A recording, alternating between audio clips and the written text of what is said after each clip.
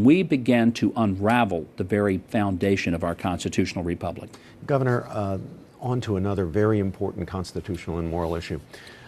The Catholic bishops have expressed, as have many religious leaders of all faiths around the country, grave concern about the state of religious liberty in this country. It seems to be coming under assault from all sorts of different directions, from the federal government, sometimes from the states, our Catholic adoption agencies, for example, as well as, I believe, the adoption agencies of some other traditions, such as the Lutherans, have been, in some jurisdictions, simply driven out of providing adoption services because, as Christian institutions, they insist on providing orphan children with both a mother and a father, a home with both a mother and a father. And of course, some states in the District of Columbia object to that, want to impose on them an obligation to place children with same-sex headed households. As Christians, they cannot do that, so as a result, they can't be licensed. That looks to me like a very, very powerful assault on the basic religious liberty of Catholics, Lutherans, Orthodox Jews, Muslims, others. And we see the same thing with photographers and other suppliers of services for weddings. We're seeing the same thing in some places where there are efforts to force nurses to participate in abortions, or doctors to perform or at least refer for abortions.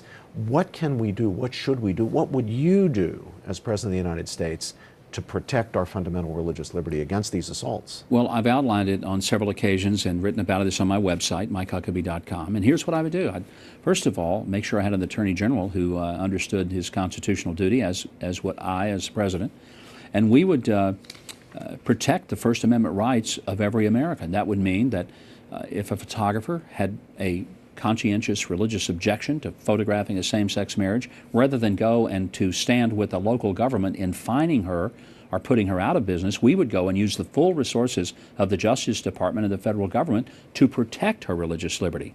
Same thing true would be a caterer or a Christian school. If the administrator of a Christian university says we don't provide student housing for same-sex couples, they would, under today's kind of society, they'd get sued. We would go on the side and defend them. We would make sure that every chaplain in the military, every military member in uniform, were allowed to carry a Bible, were allowed to pray. Chaplains could counsel people according to the dictates of their faith and conscience rather than according to the dictates of the government. The one thing about the First Amendment that ought to be so sacred to us is that it is a restriction, not upon me as an individual believer. The restriction is on the government. And this is the case with every one of the Bill of Rights. And sometimes I just wonder, have we read those lately? Did we go back and read?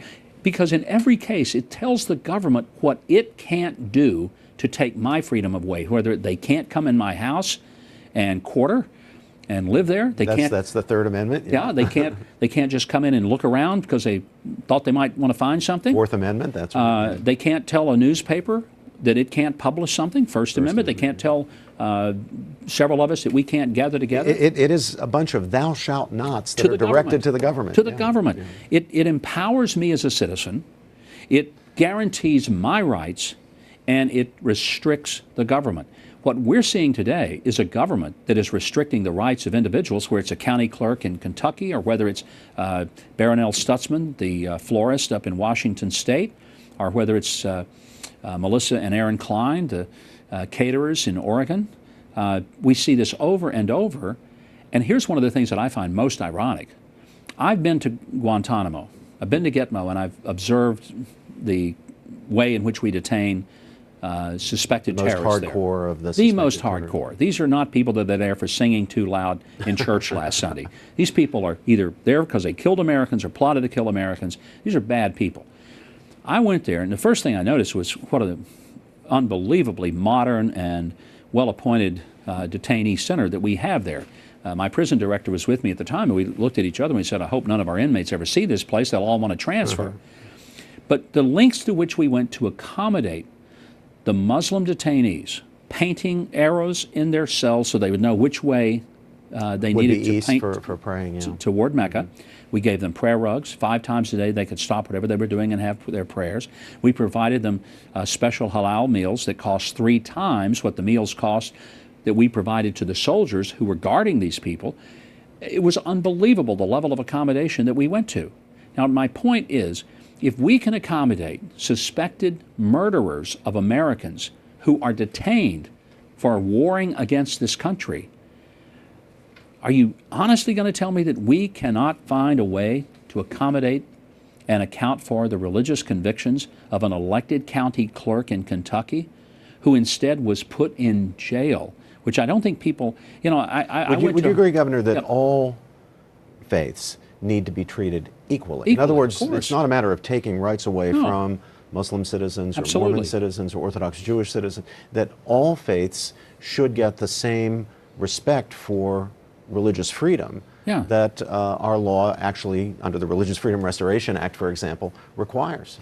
In fact, I was conducting a town hall in Iowa, of all places, not long ago, and a person stood up and said, you've talked about religious liberty. Well, I'm an atheist. Will you protect my liberty? And I know that, you know, the person was saying this thinking I was going to say, well, you should be a Christian.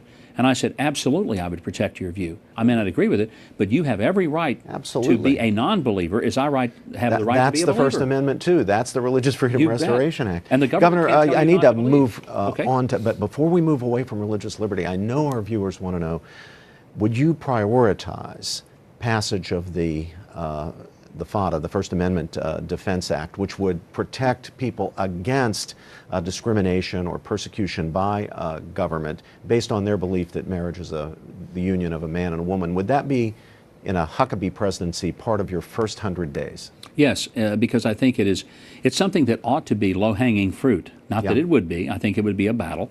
But it ought to be fairly easy to convince the American public that you're not creating something new, not a new right. You're simply wanting to codify the existing right that we have in the Constitution.